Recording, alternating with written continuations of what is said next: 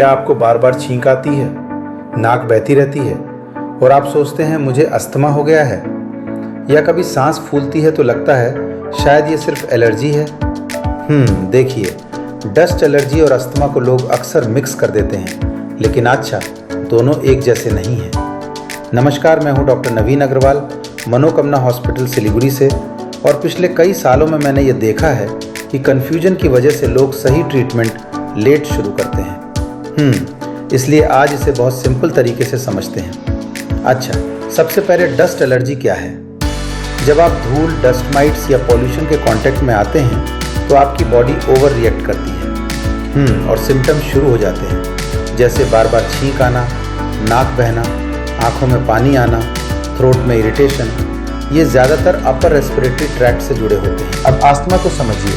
Asthma में problem थोड़ी deeper होती है, यानी आपकी लंग्स की एयरवेज सेंसिटिव और इन्फ्लेम हो जाती है। और सिम्टम्स आते हैं सांस लेने में तकलीफ, सीने में जकड़न, वीजिंग और खांसी, खासकर रात में या सुबह सुबह। तो अच्छा, मेन डिफरेंस क्या हुआ?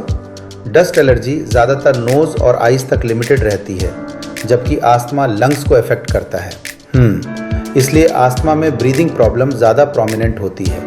लेकिन एक इंटरेस्टिंग बात, कई लोगों में ये दोनों साथ साथ भी हो सकते हैं। यानी डस्ट एलर्जी अगर लंबे समय तक अनकंट्रोल्ड रहे तो आगे चलकर अस्थमा को ट्रिगर कर सकती है। इसलिए इसे हल्के में लेना सही नहीं है। बहुत सारे पेशेंट्स मुझसे पूछते हैं, डॉक्टर मुझे कैसे पता चले कि मुझे क्या है? देखिए, सिम्टम्स ऑब्जर्व करना ज़रूरी है। अगर आपको मेनली छींक, रनी नोज और इचिंग है तो ये एलर्जी हो सकता है। लेकिन अगर सांस लेने में दिक्कत, चेस्ट टाइटनेस या वीजिंग है तो अस्थमा की तरफ संकेत हो सकता है। एक कॉमन मिथ क्लियर कर दूं, एलर्जी छोटी चीज़ है, खुद ठीक हो जाएगी। ना, अगर बार बार हो रही है तो ये क्रॉनिक बन सकती है और अस्थमा का रिस्क बढ़ा सकती है।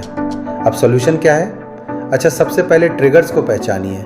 डस्ट एक्सपोजर कम कीजिए, घर साफ रखें, मास्क का यूज़ करें। और अगर सिम्टम्स बार बार आ रहे हैं तो प्रॉपर डायग्नोसिस बहुत ज़रूरी है। ट्रीटमेंट भी दोनों में अलग अलग होता है।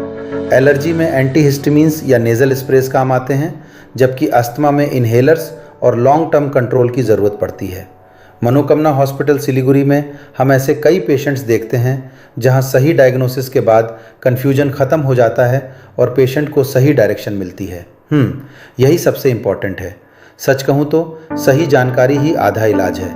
इसलिए अच्छा, अपने सिम्टम्स को इग्नोर मत कीजिए, उन्हें समझिए और ज़रूरत पड़े तो कंसल्ट कीजिए, क्योंकि सही समय पर सही कदम आपको आगे की बड़ी प्रॉब्लम से बचा सकता है।